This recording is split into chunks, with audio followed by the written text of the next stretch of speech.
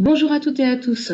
Géraldine Bruguière, responsable éditoriale aux éditions de l'Argus. Alors, je vous remercie de nous avoir rejoints pour ce nouveau webinaire des éditions de l'Argus. Aujourd'hui, nous avons le plaisir de recevoir Jean-Baptiste Ledal, avocat spécialiste du droit de l'automobile et qui commente le code de la route aux éditions de l'Argus.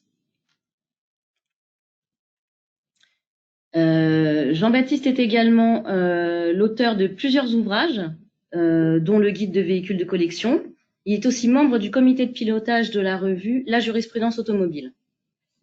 Dans quelques instants, il va prendre la parole, excusez-moi, sur le sujet des engins de déplacement personnel motorisés. Je vous rappelle que cette intervention s'inscrit dans notre offre de contenu de la base de réglementation des éditions de l'Argus. Pour mémoire, l'adresse est www.réglementation-assurance.com. Avec cet outil, vous savez que vous avez la possibilité sur abonnement d'accéder à un contenu en continu sur les codes commentés des éditions de l'Argus, une sélection d'ouvrages de référence, de la jurisprudence et toujours des actualités à caractère réglementaire. Vous aurez la possibilité de poser vos questions tout au long de l'intervention de notre expert en cliquant sur le bouton questions. À la fin de l'intervention, on consacrera un moment d'échange pour pouvoir y répondre. Jean-Baptiste, je vous laisse la parole pour nous éclairer sur les nouvelles règles qui s'appliquent à ces engins.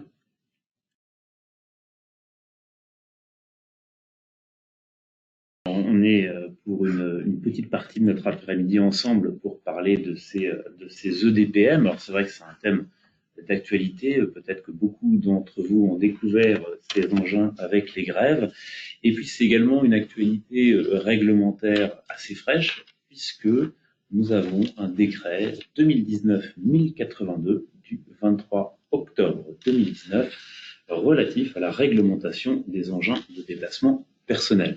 Donc on a une réglementation qui est relativement fraîche, qui était très attendue, cette réglementation, puisque c'est ce décret qui a fait entrer les EDPM dans le code de la route.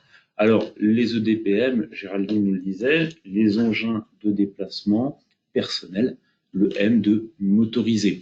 Alors, c'est une nouvelle dénomination qui efface un petit peu l'ancienne dénomination. Avant, on parlait de NVEI.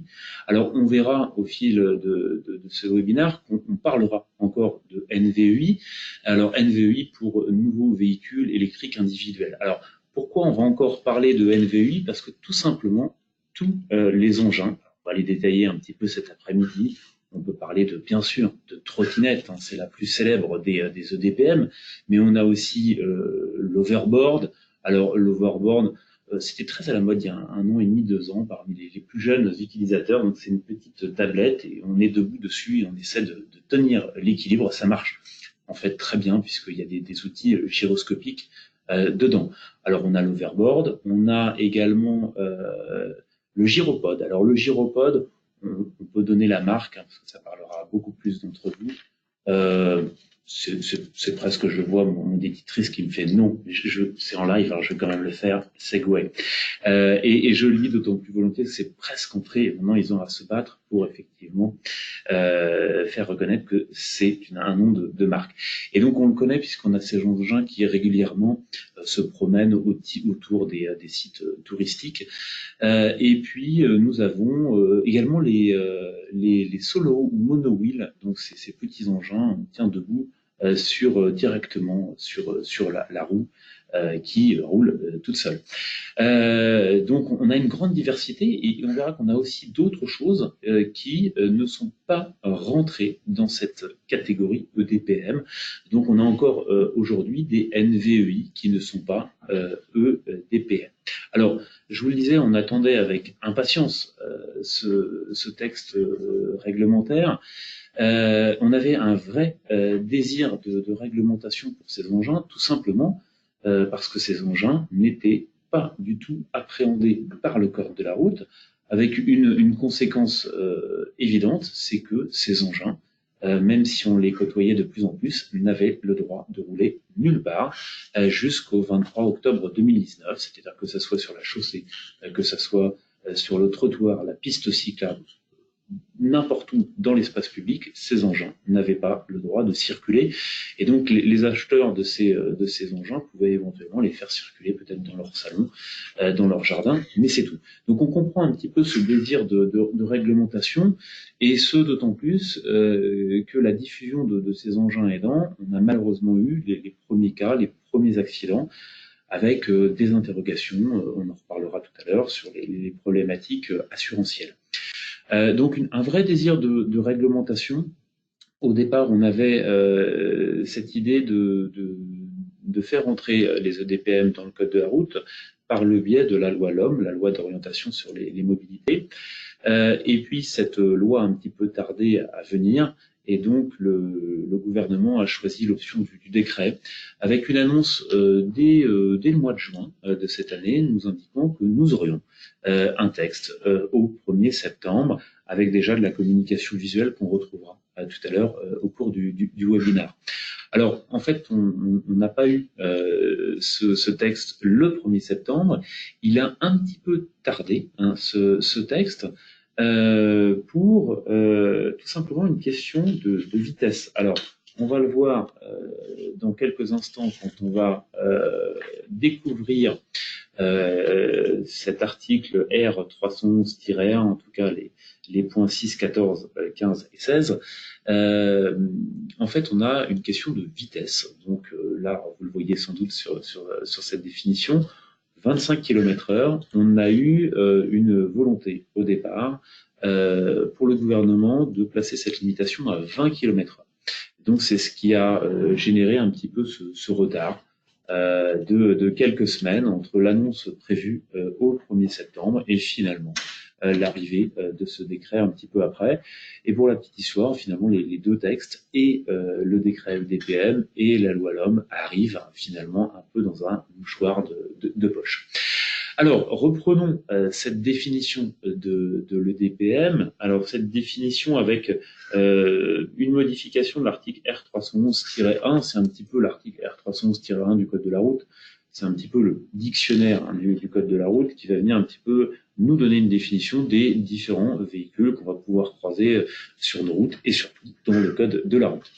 Donc, on a cette définition, engin de déplacement personnel motorisé ou non motorisé. Alors, bien évidemment, ceux qui nous intéressent le plus, ce sont les engins de déplacement motorisés. Alors, vous voyez cette définition, véhicule sans place assise, conçu et construit pour le déplacement d'une seule personne et dépourvu de tout aménagement destiné au transport de marchandises, équipé d'un moteur non thermique, donc électrique, ou d'une assistance non thermique, et dont la vitesse maximale par construction est supérieure à 6 km/h et ne dépasse pas 25 km/h. Il peut comporter des accessoires comme un panier ou une sacoche de petite taille, un gyropode, tel que définir, je vous passerai la définition, peut être équipé d'une selle. Les engins exclusivement destinés aux personnes à mobilité réduite sont exclus de cette catégorie. Et puis, la définition assez logique de l'engin de déplacement personnel non motorisé, eh bien, il n'a pas de moteur.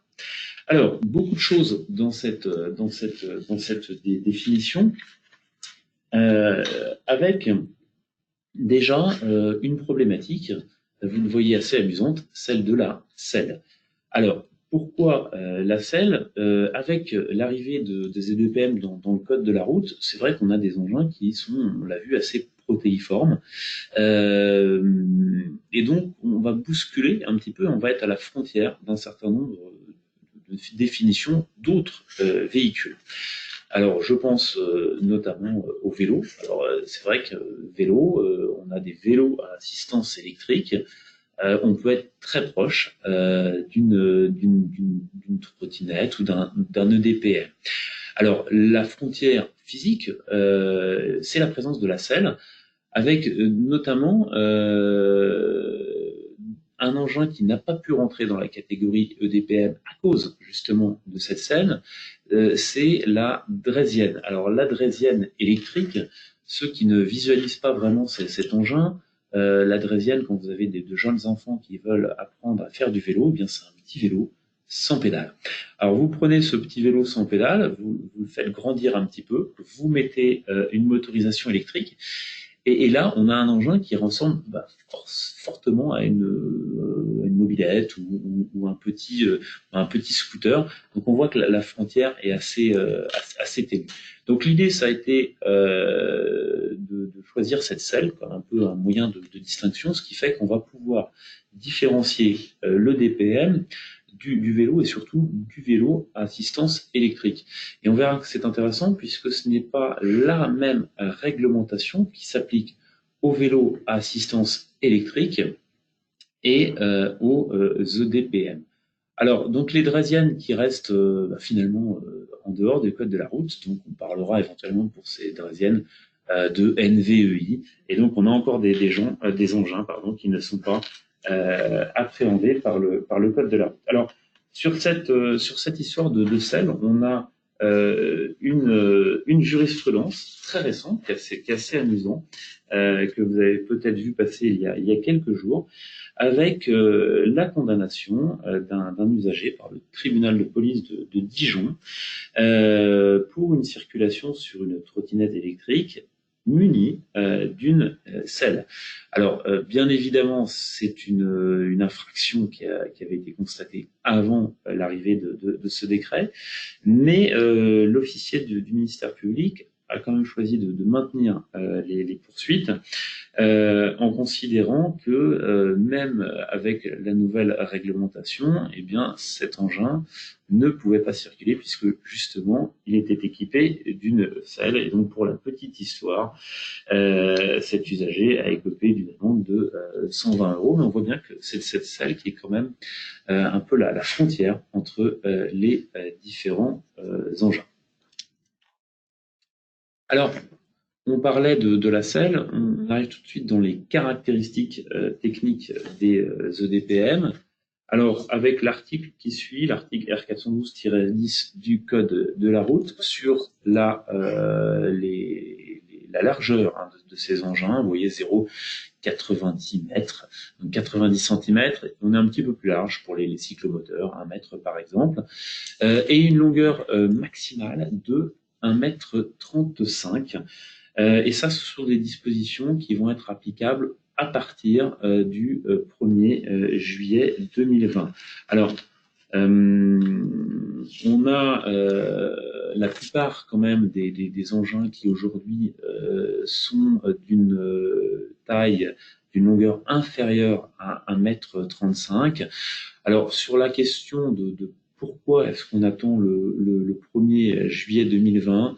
Alors, j'avais cru comprendre qu'on avait certains fournisseurs de trottinettes électriques dans le cadre de free floating qui proposaient à la location des engins qui faisaient plus de 1,35 m. Donc c'était un moyen de donner le temps à ces fournisseurs, à ces loueurs de trottinettes de renouveler un petit peu le parc. Alors, ça pose quand même la question que vont devenir ces engins au 1er juillet 2020. Alors, la question n'est pas si anodine que ça. Alors, c'est vrai que la plupart des engins font moins de 1,35 m. On a quand même quelques engins qui font plus d'1,35 m et j'en discutais avec un spécialiste quand même. Un certain coût pour ces engins. Alors pour donner un ordre d'idée à ceux qui ne sont pas spécialistes de ces EDPM, on va dire qu'on est grosso modo sur un prix moyen à 500-600 €. Et on peut aller sur des appareils un petit peu haut de gamme, comme ceux qui font plus d'1,35 m sur des sommes avoisinant les 2000 €. Donc on a quand même une interrogation, on comprend des usagers, qu'est-ce qu'ils vont faire de leurs engins au 1er juillet 2020. Alors, c'est l'une des questions qui avait été posée à la délégation à la sécurité routière par l'ANUM. L'ANUM, c'est l'Association nationale des utilisateurs de micro-mobilité électrique, donc qui regroupe les usagers de ces nouveaux engins. Et vous voyez la réponse qui avait été faite par la DSR. Le fait de ne pas respecter les caractéristiques fixées par les articles R312-10 et 11 sur les largeurs et les longueurs du code de la route, ne semble pas avoir pour conséquence de sortir le véhicule de la catégorie des EDPM. Alors, Ça veut dire qu'on aura quand même un engin qui sera toujours dans cette catégorie. Alors, on aura quand même la possibilité d'une amende. Donc, c'est pas non plus un motif de satisfaction, mais on sera toujours a priori sur toujours cette catégorie des EDPM. Alors, 25 km/h par construction, là aussi, c'est un vocable par construction qui suscite beaucoup d'interrogations. Qu'est-ce que ça veut dire par construction? Alors, on a cette réponse de la DSR. J'avoue que quand j'ai été confronté pour la première fois à ce texte, j'ai pas eu tout à fait la même interprétation. Pour moi, par construction, alors on est dans le domaine quand même un peu de on va dire de l'automobile, mais en tout cas, moi, c'est la culture que j'ai. Et c'est vrai que quand on pense à automobile, on pense construction, constructeur, distribution, distributeur. Alors, l'idée, c'est un bridage de cette vitesse. Donc, on dit au revoir aux engins qui, par exemple, se déplacent à 80 km/h sur le périphérique. Ça, la réglementation ne veut plus les voir. Et 25 km/h, alors on comprend cette limitation de vitesse. Par contre, c'est vrai qu'on peut y arriver de deux façons. Alors, soit c'est un bridage, je dirais, électronique, soit c'est quelque chose de beaucoup plus mécanique, beaucoup plus concret. Alors, pour moi, bien évidemment, c'est quelque chose de concret et mécanique. Alors, un bridage électronique, c'est déjà quelque chose qui peut se concevoir sur certains engins, notamment des engins qui se commandent. Je pense notamment, on en parlait tout à l'heure, au solo monowheel. On peut avoir choisir via une petite appli, eh bien, de limiter sa vitesse à telle limitation. Donc ça, c'est quelque chose qui existe. Le problème d'une limitation par appli, c'est que ça s'installe très facilement et puis ça se désinstalle encore plus vite. Donc clairement, si on est sur du bridage, on est sur quelque chose de mécanique. Alors, qui va opérer ce bridage? C'est la grande question. Alors, quand moi on me parle de construction, ça me renvoie à l'idée de constructeur. Avec cette idée que si n'importe qui pouvait brider les EDPM qui sont déjà en circulation aujourd'hui dans nos roues, eh bien se poserait la question de la légitimité. C'est-à-dire que si on a acheté peut-être son EDPM chez un revendeur spécialisé, peut se douter qu'il aura très certainement les compétences pour brider cet engin. Si on a acheté sa trottinette dans la grande distribution, par exemple avant les fêtes de Noël, j'ai plus d'interrogations sur la capacité de ces distributeurs à venir apposer un bridage sur cet engin. Ça renvoie aussi à la question de qui pourrait le faire. On a, quand on réfléchit à la réglementation automobile, par exemple sur des EAD, les éthylomètres tests anti-démarrage électronique, qui peuvent être posés sur les véhicules, eh bien on a des agréments pour les installateurs de ces équipements. Donc on pourrait imaginer des agréments pour les professionnels habilités à poser ce bridage. Donc on perçoit quand même quelque chose, je dirais, comme d'assez lourd. C'est a priori pas la perception qu'en a la DSR, avec cette réponse qui a été faite aux interrogations de l'ANUM. Lorsque le DPM est équipé par le constructeur d'un dispositif de limitation de vitesse, la vitesse maximale par construction doit être entendue comme la vitesse réelle permise par le dispositif de limitation de vitesse, étant donné que l'engin en lui-même ne doit pas être techniquement capable de dépasser cette vitesse. Il n'est pas possible pour les utilisateurs de DPM de régler eux-mêmes la vitesse par construction. Pour pouvoir emprunter la voie publique, les possesseurs de DPM doivent par conséquent faire régler la vitesse maximum de leur DPM à 25 km/h auprès de leur vendeur ou constructeur. Donc on pourrait faire brider son engin par un autre professionnel que le constructeur. La DSR emploie l'expression de vitesse réelle également parce qu'on a des compteurs qui sont un petit peu, on va dire, folkloriques parfois sur certains de ces engins. C'est ce que m'indiquait le président de l'ANUM. Alors toujours dans ce registre du bridage. Toujours les déclarations de la DSR qui expliquent qu'il est prévu d'encourager les professionnels à délivrer un document du type attestation de mise en conformité après intervention sur le DPM. Ainsi, le client peut justifier de sa bonne foi en cas de litige. Alors, on le verra parce qu'effectivement, c'est aussi un des points d'interrogation sur cette réglementation. C'est comment est-ce que les forces de l'ordre sur le terrain vont pouvoir estimer qu'un EDPM, hybridé ou non, a la possibilité ou pas, par construction, de dépasser ces 25 km/h. Alors, c'est vrai que dès lors qu'on a dans une réglementation une référence à des chiffres, on pense immédiatement au recours à des instruments de métrologie légale qui permettraient de mesurer. Alors là, clairement, sur le terrain, on conçoit assez mal comment est-ce que des forces de l'ordre pourraient avoir des outils de mesure, même en termes de bancs de contrôle. On a des bancs de contrôle, bien sûr, qui existent dans le domaine automobile, moto, mais qui sont pas du tout adaptés en termes de taille aux EDPM. On a aussi une autre possibilité, et on l'a vu toujours lorsqu'on se réfère un petit peu à la jurisprudence récente en matière d'automobile. On avait eu un décret assez récent sur les films teintés sur les vitrages avant des véhicules. Et le décret qui prohibait le vitrage trop foncé à l'avant faisait référence à un facteur de transmission régulière de la lumière de 70%.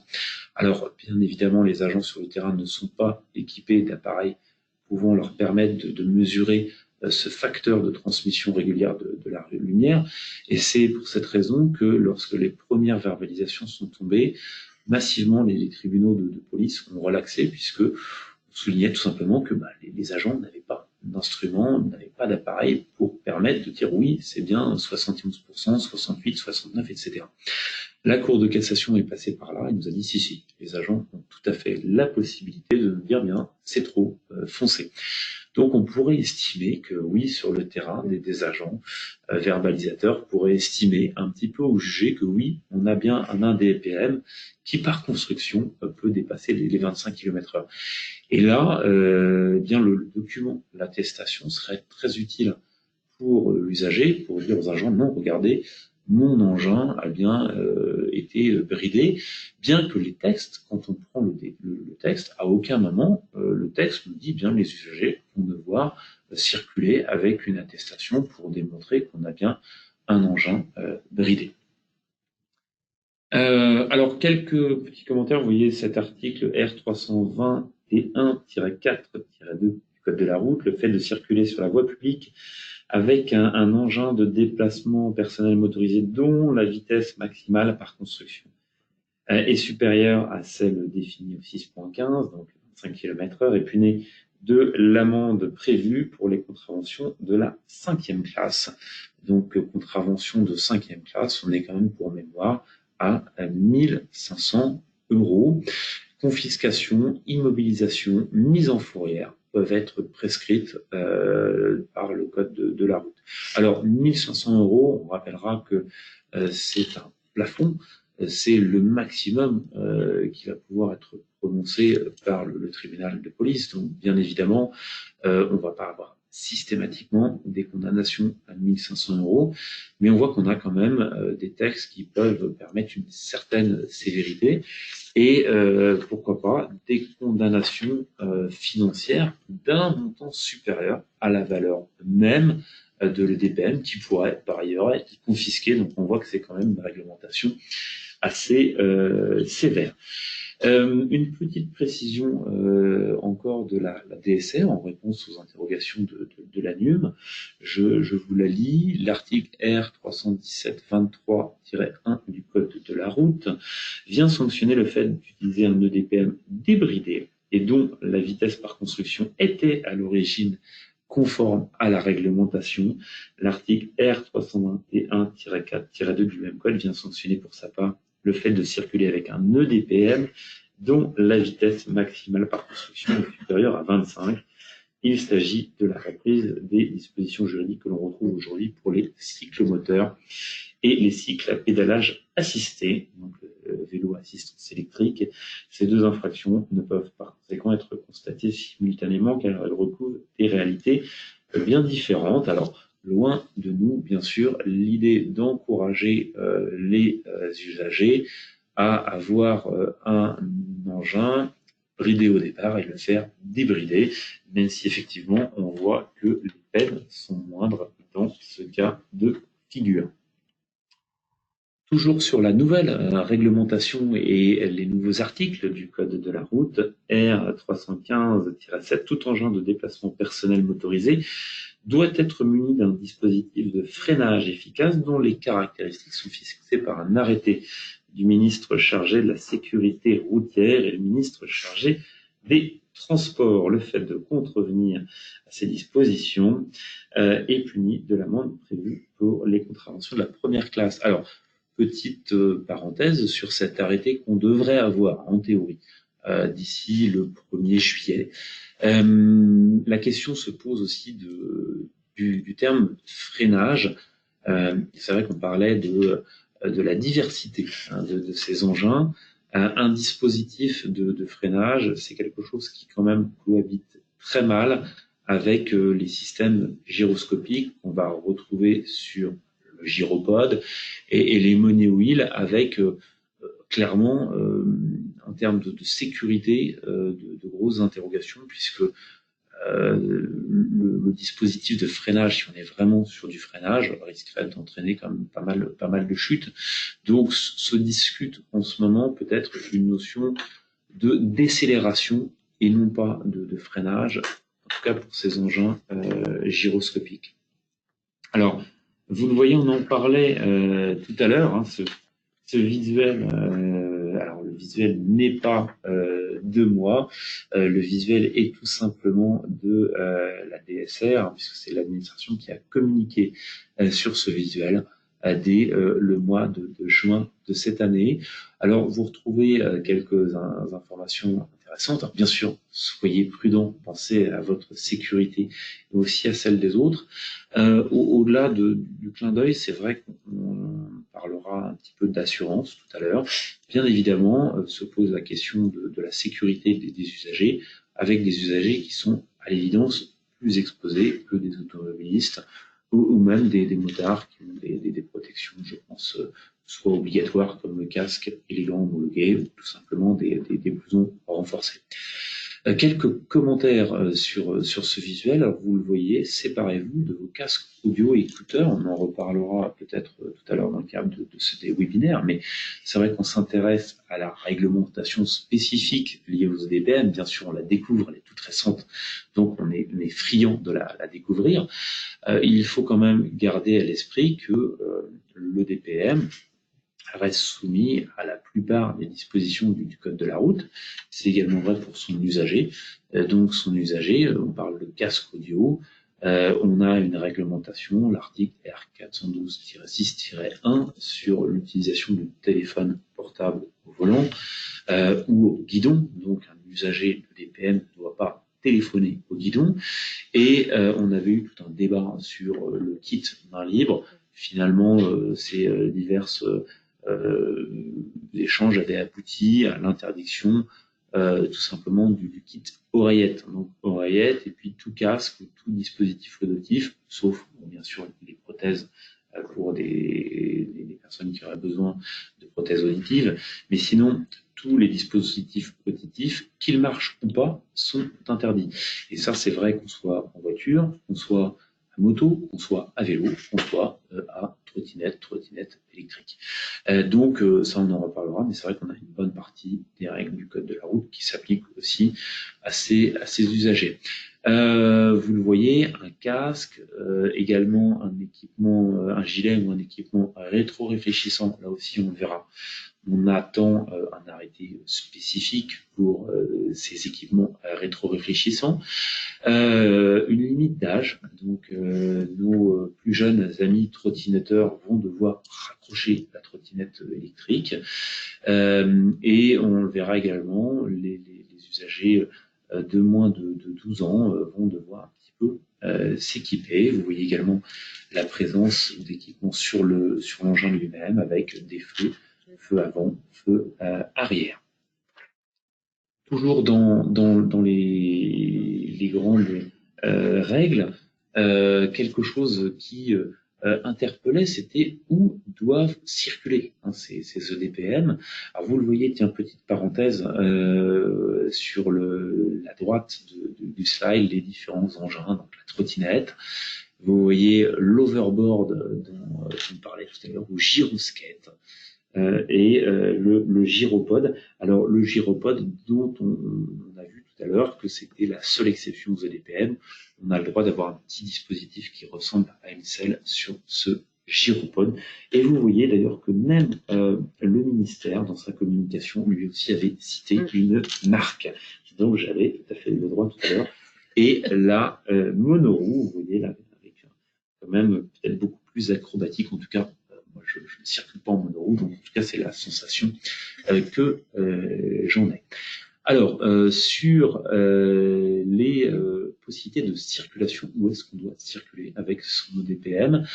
Alors, la première des règles, c'est une interdiction de circuler sur le trottoir. Alors, tout de suite, vous voyez la parenthèse, on en reparlera tout à l'heure, sauf si le maire prend des dispositions contraire. Mais normalement, on va dire que le droit commun, c'est des engins qui ne circulent pas sur le trottoir. Ils doivent, si une piste cyclable ou une bande cyclable, une voie verte existe, ils doivent emprunter cette piste cyclable. Et si il n'existe pas de piste ou de bande cyclable, dans ce cas-là, les engins peuvent circuler sur la chaussée, à la condition que la vitesse maximale sur cette chaussée soit inférieure à 50 km/h. Donc on a des règles beaucoup plus strictes sur les EDPM que par exemple sur les vélos assistance électrique qui, eux, sont libres ou pas d'utiliser la piste cyclable, alors que la présence d'une piste cyclable imposera aux trottinettes, par exemple électriques, de l'emprunter. Vous voyez, hors agglomération, normalement, une circulation interdite, la seule autorisation étant la circulation sur voie verte et bande cyclable lorsqu'il en existe. Alors là aussi, l'idée étant de permettre aux autorités locales quand même d'autoriser une circulation hors agglomération. Alors l'idée étant de désenclaver d'éventuelles agglomérations qui ne seraient pas touche-touche, on va dire, avec d'autres agglomérations. On en discutait avec certains usagers qui expliquaient que dans leur parcours, tout simplement pour rejoindre une grande agglomération, eh bien, ils devaient parfois emprunter un trajet de 4-5 km hors agglomération et donc normalement pour laquelle la circulation en EDPM est prohibée. Alors, se posera aussi la question de la difficulté, puisqu'on a finalement des interlocuteurs différents un petit peu à chaque fois, selon le tracé qui va être emprunté. Donc, c'est quand même peut-être, à mon avis, ce désenclavement, quelque chose qui va mettre un petit peu de temps. Alors, toujours dans notre découverte de cette nouvelle réglementation, vous voyez un article R412-43-2 nouveau.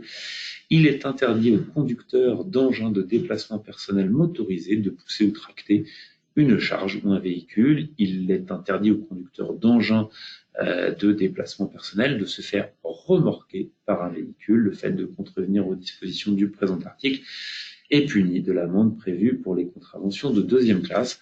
Alors là, c'est vrai qu'on voit, ce sont des comportements qu'on croise souvent avec deux passagers sur notamment une trottinette. Bien évidemment, c'est beaucoup plus rare, par exemple, sur un monowheel, beaucoup plus acrobatique, mais sur une trottinette, ça existait. Je pense notamment aux trottinettes les plus longues, celles qui dépassent le 1,35 m. Là aussi, on a quelque part aussi une cohérence de la réglementation.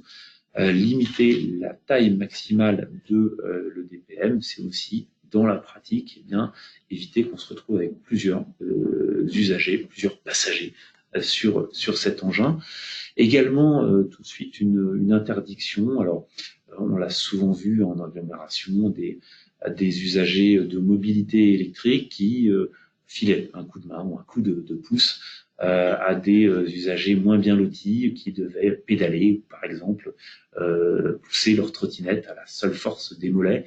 Et bien là, c'est interdit de remorquer ou de se faire remorquer. De même que pousser, tracter une charge. On voit cette interdiction et on conçoit aussi, par exemple, l'interdiction. Alors ces nouveaux engins, notamment, je pense aux engins free floating, ont aussi ouvert la voie à l'éclosion de nouvelles professions. Alors, le terme est anglo-saxon, mais tout le monde comprend un petit peu ce que ça veut dire. Les fameux juiceurs, c'est ces personnes qui vont récupérer des trottinettes électriques en free floating et qui vont les recharger la nuit.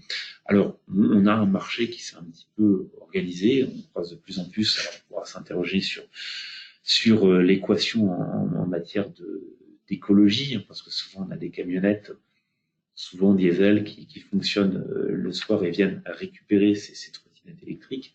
Et on avait, et on en croise encore souvent, des usagers qui vont circuler avec une trottinette électrique et charger sur cette trottinette électrique, eh bien 2, 3, 4 trottinettes pour aller recharger la batterie. Donc effectivement, c'est des comportements qui sont visés et prohibés par cette nouvelle réglementation. Alors, bien sûr, un clin d'œil aux éditions de l'Argus de l'assurance, avec, vous le voyez, ce code de la route que j'ai le plaisir de commenter depuis quelques années pour l'Argus de l'assurance. Mais vous le voyez, un EDPM qui reste très largement soumis aux dispositions du code de la route. Et je voulais faire notamment un petit focus sur tout un tas d'infractions que les usagers de la route connaissent bien. Par exemple, le respect de la signalisation, les feux rouges, les stops.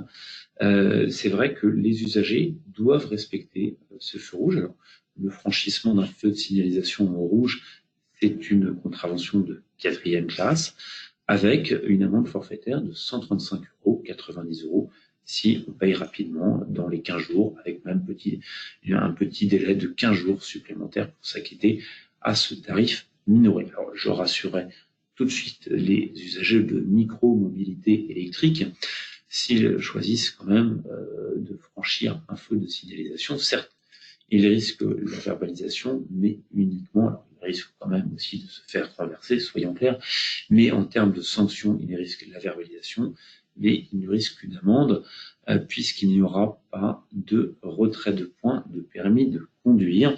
Le système, le principe est toujours le même. La perte de permis de conduire n'est de rigueur que lorsque l'infraction est commise avec un véhicule qui nécessite la détention d'un permis de conduire. Le DPM ne nécessite pas de permis de conduire, donc les usagers peuvent avoir adopté un comportement extrêmement dangereux sur la route. Eh bien, ils vont prendre des risques, mais ils ne vont pas perdre de points. Alors, ils ne vont pas perdre de points, quand même une exception, on peut quand même perdre son permis de conduire avec un EDPM. On avait eu une jurisprudence sur cette question avec les vélos. Alors, on a quelques infractions. Vous le voyez, la conduite sous l'empire d'un état alcoolique, la conduite après usage de stupéfiants, lorsque ces délits sont commis en état de récidive légale. On a un certain nombre de peines, notamment une peine de plein droit, l'annulation du permis de conduire, et ce, quel que soit l'engin avec lequel est commis l'infraction. Donc la sanction peut être assez lourde. On imagine un usager condamné pour conduite sous empire d'un état alcoolique au volant d'une voiture, il est condamné définitivement. 2 ans après cette condamnation, il se fait contrôler par les forces de l'ordre au guidon d'une trottinette électrique.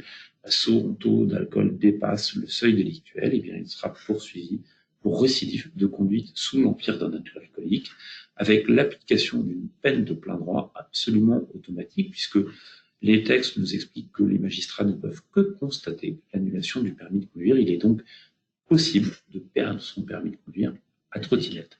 Alors, pour revenir sur le feu rouge, l'exemple du feu rouge, alors il y a énormément de dispositions au code de la route. On a vu très rapidement le téléphone portable au guidon. On a beaucoup d'infractions, je ne vais pas toutes les détailler. Par contre, le feu rouge, le choix n'était pas anodin, puisque le feu rouge, vous aurez certainement aperçu, si vous êtes automobiliste et que vous attendez sagement le feu rouge, vous aurez certainement constaté que d'autres usagers de la route franchissent le feu rouge. Je pense notamment aux cyclistes et aux cyclistes un petit peu avantagés qui ont un vélo à assistance électrique. Eh bien, ces usagers de la route, très souvent, peuvent griller, franchir le feu de signalisation au rouge. Alors, c'est pas systématique, cette autorisation. Cette autorisation, elle se matérialise par un petit panneau que vous avez sans doute peut-être déjà vu. Il est posé sur le mât du feu de signalisation. Alors, pour parler technique, c'est un panneau qui s'appelle, son petit nom, c'est le panneau N12. C'est un panneau rectangle, fond blanc, avec un triangle jaune, avec une signalisation de vélo.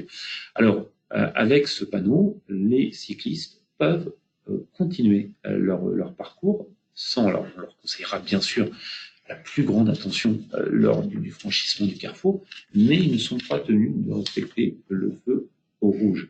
Alors attention, cette permission ne vaut que pour les cyclistes, c'est-à-dire que cette autorisation, cette exemption ne bénéficie pas aujourd'hui aux usagers de DPM qui, eux, doivent s'arrêter au feu rouge.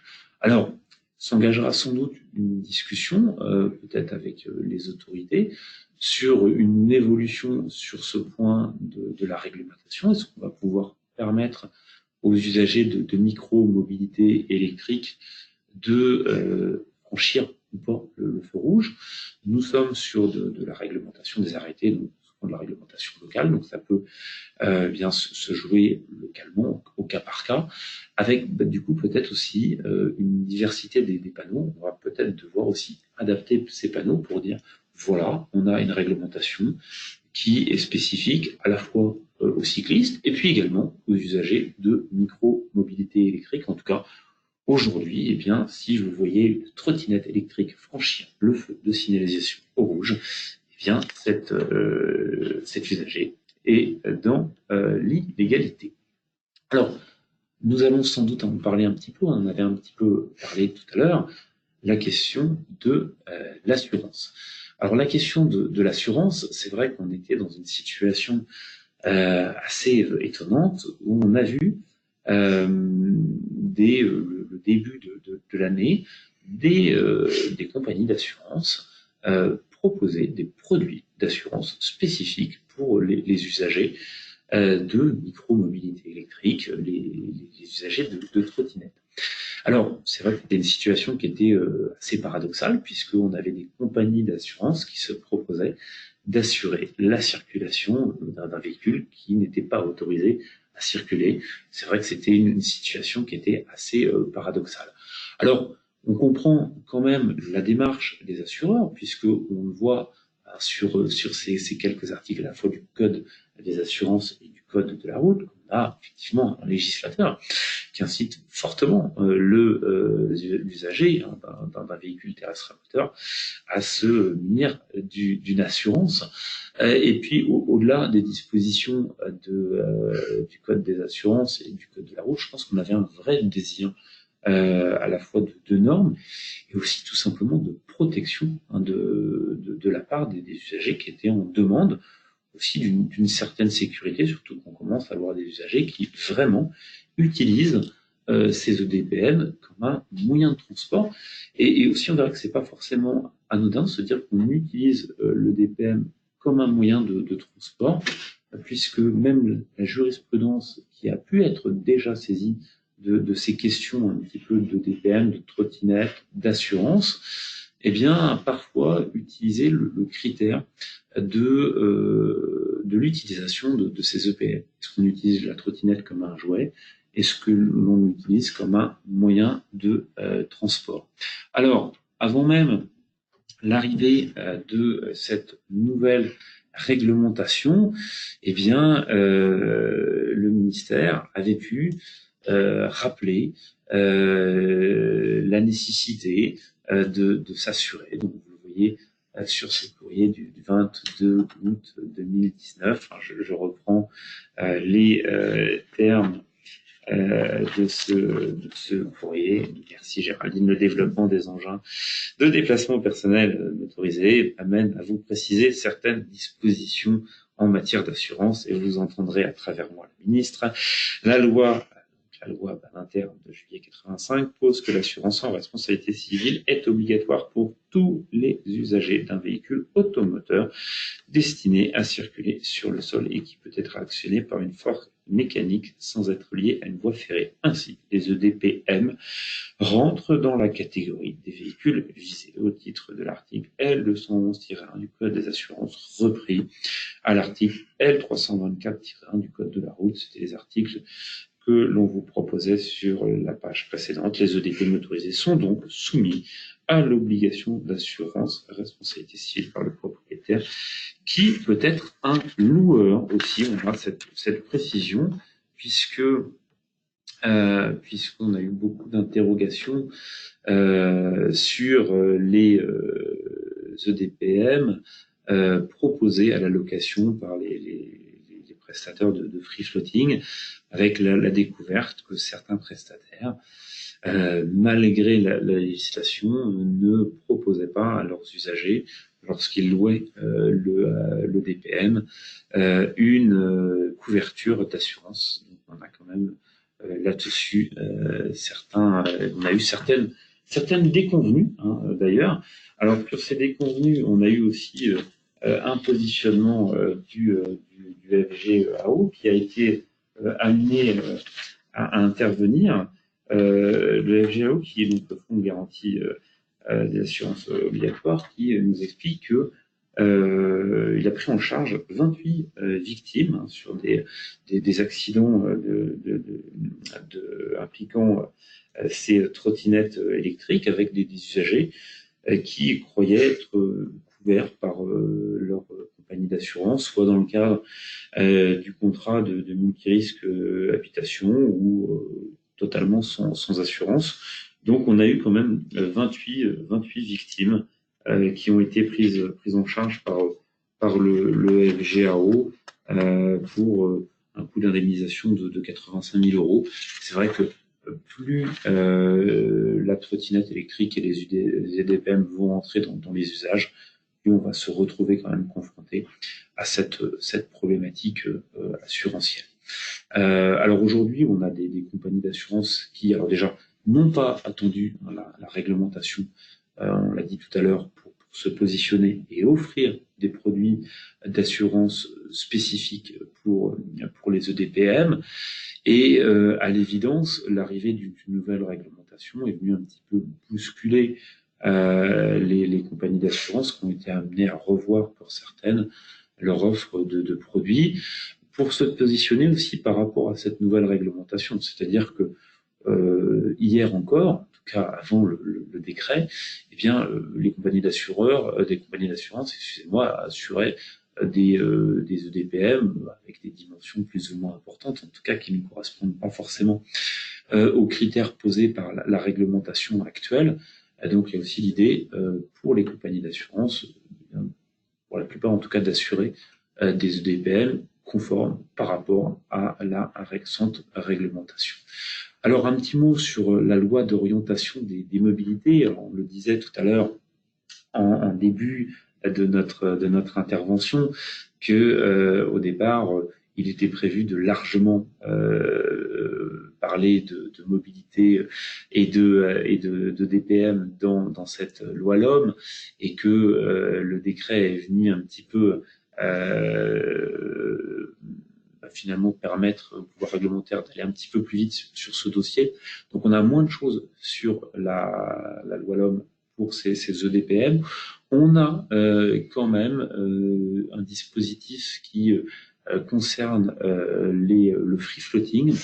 Alors le free floating, c'est quand même, bien sûr, ce ne sont pas tous les EDPM, mais c'est vrai que c'est quand même important puisque aujourd'hui, c'est quand même une porte d'entrée pour les usagers de micromobilité qui, pour la plupart, vont découvrir les trottinettes électriques par le biais d'une location avec un EDPM en free floating. Alors, vous voyez la possibilité, en fait, pour les mairies de venir un petit peu réguler un petit peu ce service de free floating. Alors, on a aujourd'hui certaines municipalités qui vont plutôt se prononcer contre l'offre de free floating. Alors, je pense à Boulogne-Billancourt, ici les Moulineaux, et d'autres qui vont plutôt se diriger vers la voie de la régulation. C'est ce qui pourrait se passer à Paris. En tout cas, c'est ce qui a été indiqué par Christophe Nadjowski, avec, vous le voyez, l'idée de se limiter à un parc de 5000 trottinettes. Alors, on parle de trottinettes puisque c'est l'offre aujourd'hui qui est proposée en free floating. On est aujourd'hui sur un parc de 30 000 engins sur l'agglomération parisienne, et puis de réduire le nombre d'opérateurs. Aujourd'hui, on a grosso modo une douzaine d'opérateurs, et on passerait à finalement 3 opérateurs. En tout cas, c'est les objectifs affichés aujourd'hui par la mairie de Paris. Merci beaucoup Jean-Baptiste Ledal pour cet éclairage très complet. Il y a eu beaucoup de questions pendant votre intervention. Ce que je vous propose du coup, c'est qu'on s'interrompt quelques instants. On va essayer d'être le plus rapide possible et Maître Ledal reprendra la parole pour répondre à vos questions. Quelques instants de pause.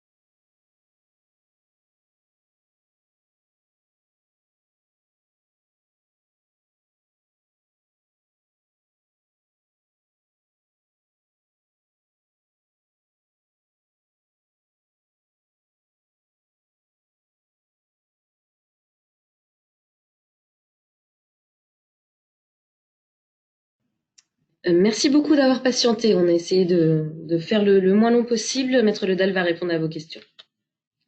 Alors, beaucoup de questions, en fait. Alors, on a répondu à beaucoup de questions qui ont été posées au fil des deux webinaires. Et en fait, vous voyez, alors, vous avez peut-être vu à l'instant toutes les questions qui nous étaient posées. Voilà, beaucoup de questions auxquelles on a apporté une réponse au cours du webinaire. Alors, quelques questions intéressantes. Alors déjà, effectivement, sur l'application de la loi de 85 aux EDPM, hein, bon, vous l'aurez compris, je pense qu'aujourd'hui, c'est assez clair avec la nécessité d'avoir un produit d'assurance spécifique pour ces engins. C'était une des questions de mon confrère Aurélien Rochambeau de la Réunion, que je salue.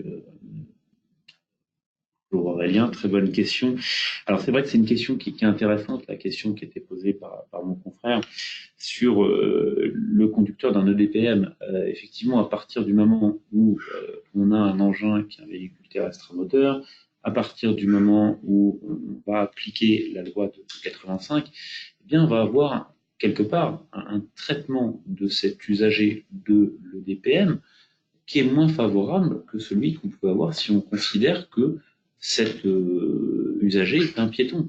Là, l'usager aujourd'hui d'un EDPM n'est plus considéré comme un piéton, et ça veut dire qu'effectivement, on va pouvoir lui reprocher une faute s'il est à l'origine ou s'il a contribué à l'accident, à un accident de la circulation. Donc le régime lui est moins favorable.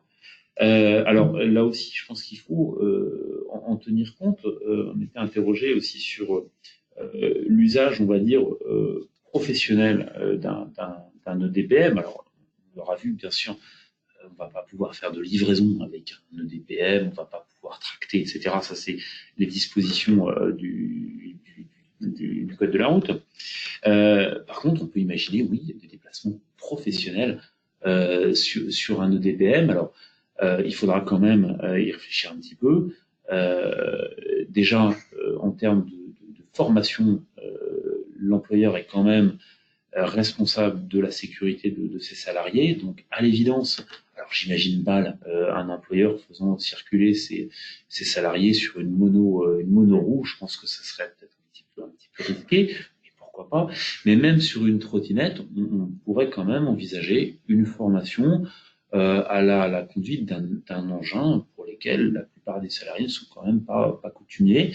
Et de même qu'en termes de matériel de protection, je pense à des casques, à des équipements rétro-réfléchissants, etc. Là aussi, une attention quand même assez particulière. Également en termes d'assurance de flotte, si on peut imaginer qu'une entreprise se dote d'un parc, d'une flotte de trottinettes électriques, eh bien, on devrait avoir quand même une négociation avec la compagnie d'assurance, puisque sur un contrat groupe, l'appréciation du risque en matière de sinistralité n'est quand même pas le même, avec des usagers qui, par définition, sont quand même beaucoup plus exposés sur un engin de micromobilité, sur une trottinette, que dans l'habitacle sécurisé d'un véhicule. Et puis, également, peut-être envisager, justement, puisqu'on est sur un conducteur de véhicules terrestres à moteur, envisager de renforcer un petit peu les garanties sur ce conducteur de DPR. Alors sur les autres questions qui nous étaient posées, des questions sur le stationnement. Alors c'est vrai que le stationnement, on peut avoir différents montants d'amendes sur les amendes de stationnement. Et notamment, on va avoir, alors ça concerne déjà tous les autres véhicules, on va avoir un stationnement gênant et on va avoir un stationnement très gênant. Alors le stationnement gênant tout court, c'est une amende de 35 euros. On a mis en place au moment de la dépénalisation du stationnement payant une infraction de stationnement très gênant. Pourquoi? Puisque le forfait de post-stationnement en matière de coût de stationnement, eh bien ce forfait post-stationnement peut coûter à l'usager, à l'automobiliste, puisqu'on va parler aujourd'hui, peut-être pas demain, peut-être que demain les motards vont être concernés par le FPS, mais aujourd'hui ce ne sont que les automobiles, les camionnettes, eh bien on va pouvoir avoir un FPS à 35, à 50 euros. Donc les pouvoirs publics ont anticipé un petit peu un comportement déviant des usagers qui auraient pu se dire, tiens, au lieu de prendre un FPS à 50 euros, eh bien, je vais aller me stationner, par exemple, sur le trottoir ou sur un passage flouté, et ça va me coûter moins cher avec une amende à 35 euros qui serait peut-être moins facilement constatable avec des agents de police qui passent moins que des agents de Streetéo, par exemple. Et donc, on a ce stationnement très gênant à 135 euros, notamment pour un stationnement sur trottoir.